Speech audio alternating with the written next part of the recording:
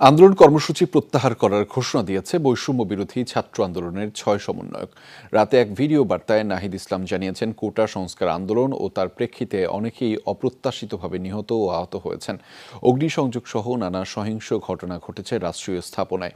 এ সকল অনাকাঙ্ক্ষিত ঘটনার তীব্র নিন্দা জানিয়ে সুষ্ঠু তদন্ত সাপেক্ষে দ্রুত বিচারের দাবি জানিয়েছেন তিনি। বলেন, তাদের প্রধান দাবি ছিল কোটার যৌক্তিক সংস্কার, যা ইতিমধ্যে সরকার পূরণ করেছে। এখন শিক্ষার সুষ্ঠু পরিবেশ নিশ্চিতে দ্রুত শিক্ষা প্রতিষ্ঠান খুলে দিতে সরকারের প্রতি আহ্বান জানিয়েছেন নাহিদ। সার্বিক স্বার্থে কর্মসূচি প্রত্যাহার করার ঘোষণা দিয়েছেন তিনি। নাহিদের পাশেই ছিলেন আরও ৫ সমন্বয়ক সাজ্জিস আলম, হাসনাত আবদুল্লাহ, মোহাম্মদ আবু বাকের মজুমদার, আসিফ মাহমুদ ও নুসরাত তাবাসসুম। গত কদিনে নাহিদ সহ এই ৬ সমন্বয়ককে হেফাজতে নেয় ঢাকা মহানগর গোয়েন্দা পুলিশ।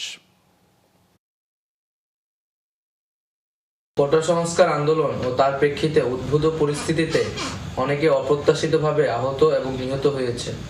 তাছাড়া রাষ্ট্রীয় স্থাপনায় অগ্নিসংযোগ সহ নানা সহিংস ঘটনা ঘটেছে। আমরা এই সকল অনাকাঙ্ক্ষিত ঘটনার তীব্র নিন্দা জানাই এবং সুষ্ঠু তদন্ত সাপেক্ষে দ্রুত বিচারের দাবি জানাচ্ছি। আমাদের প্রধান দাবি ছিল কোটার যৌক্তিক সংস্কার, যা ইতিমধ্যে সরকার পূরণ করেছেন। এখন শিক্ষার সুষ্ঠু পরিবেশ নিশ্চিত করার লক্ষ্যে দ্রুত শিক্ষা প্রতিষ্ঠান খুলে দেওয়ার জন্য সরকারের প্রতি জোর আহ্বান জানাই। সার্বিক স্বার্থে আমরা এই মুহূর্তে থেকে আমাদের কর্মসূচি প্রত্যাহার করছি।